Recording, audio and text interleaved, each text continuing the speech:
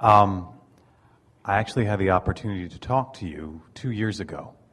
And back then I asked you a question. I wanted to know how I could know that I was an eternal being. And back then you said that basically things would show up to let me know about that. At the time I wasn't quite satisfied with your answer. But in the time... Because words don't teach. It's true. It's only life experience that shows you. We don't really know what we're doing here, actually. And it's funny because you've told me that.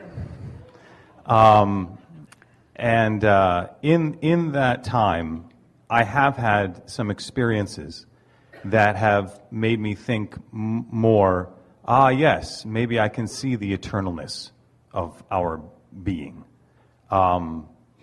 Sometimes, though, it feels a little circumstantial. It feels like, oh, is that just coincidence? Coincidence is an interesting word, isn't it? Because coincidence is incidences that And yeah. Incidences, yeah, that coincide.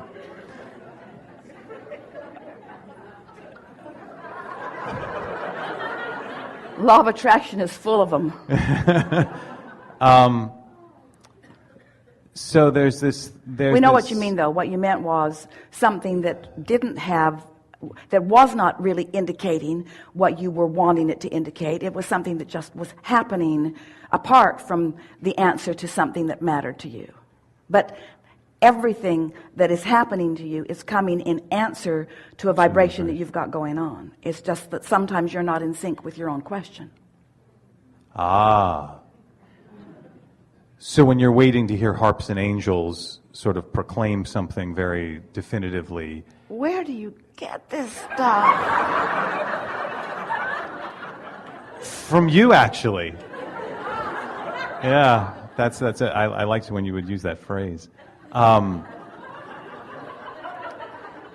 simplify, it's the definitive experience, I think, that I'm looking for of maybe communicating with someone. And it seems odd that we play this separation game.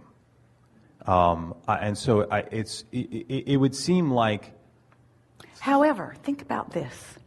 If you had not, for a little while, played the separation game, would you really unequivocally know when the not separation game was being played? Didn't you just answer your own question? In other words, can't you show yourself how you can pinch yourself off from your eternal nature? Or you can open yourself up to your eternal nature. But how would you know one without the other? Right. So it's the contrast that lets you know the experience. Without the contrast, you see, there would be no awareness. It's an interesting thing for Esther because she's been allowing us to flow through her for a long time now. And she knows that we are a collective consciousness. She can feel the bigness of us or the narrowness of us depending upon the deliberateness of the question. She can feel that it's a consciousness that is in flux and that there is some variety in this collective consciousness depending upon what is being asked. And because she accepted us as that which is non-physical, and she knew for sure that she wasn't making it up and that it wasn't something that she was repeating that she had heard somewhere, she knew that she was receiving something that was in the words that we defined to her, or the thought that she defined with words, non-physical in nature. And so she settled into that understanding for quite some time. But when Jerry made his transition into non-physical, now things began looking different to Esther in the sense that she did not want Jerry to just become part of the Abraham soup. Because she already understood the Abraham soup. She already had a relationship with the Abraham consciousness. And so once she began reaching for Proof is never a good thing to reach for, because if you're looking for proof, then there's enough doubt in your vibration that it can block your ability to see it. But looking for evidence, same thing as proof, but wanting the experience of, and then finding it unequivocally. So when she realized that Jerry, who had been walking around with her, banging around this physical time-space reality, sifting through the contrast, knowing what he didn't want, knowing what he did want, now she's finding him for sure, intertwined with her on a myriad of subjects, feeling the precision that she recognizes as him, because she recognizes the energy and the feel. She knows who he is. There's no question in her experience that he, at least, is an eternal being, because he's still having a really good time, and he's still eager to play with her in any moment that she allows herself to be in the vibrational vicinity of receiving it. She can't miss him and find him at the same time. She can't be in a vibration of thinking of the past, which makes this now feel a little empty, and finding the fullness of what he is now. But there's no question that for Esther, her understanding of her eternal nature has profoundly been influenced by her now daily intertwining with someone who is no longer in his physical body. She knows for sure, you see. So your key words, you were wise in what you said back to us, because you said, I'm looking for communication. It's like I can't really find it. I can walk around here, but how do I really know that I am an eternal being? And then you say, well, I suppose if I'm looking for communication from something that is non-physical, at least I know something else is there. Yes. So that's helpful. Really, you have to take the long view. Really, what we want you to know, if you could just hear us as we began here today, talking about this awareness that we all have of you, and this complete attention that we are giving to you.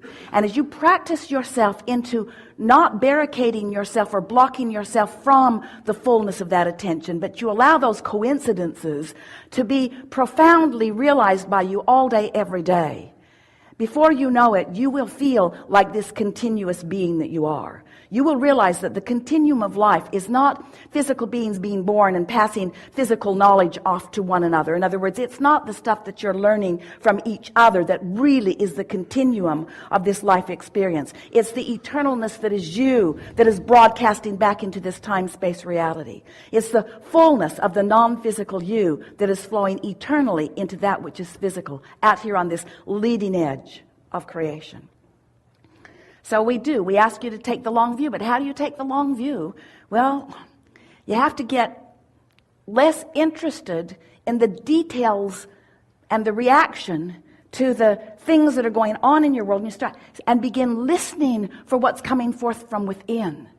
If you will, and this ties so powerfully into the beginning words that we offer to you, if you will decide that you care really, really, really, really about the opinion of that broader part of you, and less about the opinion of that one and that one and that one and that one and that one who are physically focused, you will find consciousness that is undeniable. And at the same time you find that, you'll also find your worthiness because of the way we all feel about you. You'll find your continuity because of everything that we know about you, everything that we know about where you've been, everything that you've been asking for, all that you've put into your vortex of creation.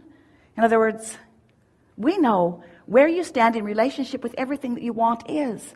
And we are shining a consciousness path. And as you slip in to that vibrational awareness of who you are, then what happens is that sense of totalness.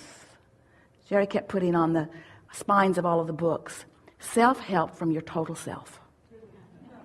He really wanted to emphasize that total self, you see. So what a good discussion we've had about your total self, about the whole of that which you are. When you feel like you're defending something in a comparative way to others, you've got a big wad of guardedness and resistance that is keeping you from realizing in that moment the fullness of who you are. When you're soft and easy and open and appreciating of something, then you're allowing the fullness of who you are to be present in that moment. And in those moments, you never, ever, ever question the eternal nature of your being, because the bigness that you feel is bigger than this one lifetime could ever contain. That's the way Esther's been trying to describe the appreciation that she's feeling for her wonderful team, for her family, for her friends, for all of the beautiful things that are in her world. It's too much for my singular appreciation. The appreciation feels bigger than one vessel can be the conjurer of. She knows that it's way bigger. It's way bigger. She's just tapping into that stream of understanding of who all of these people are and what this is all about, you see. And that's what you're reaching for, too. Mm-hmm.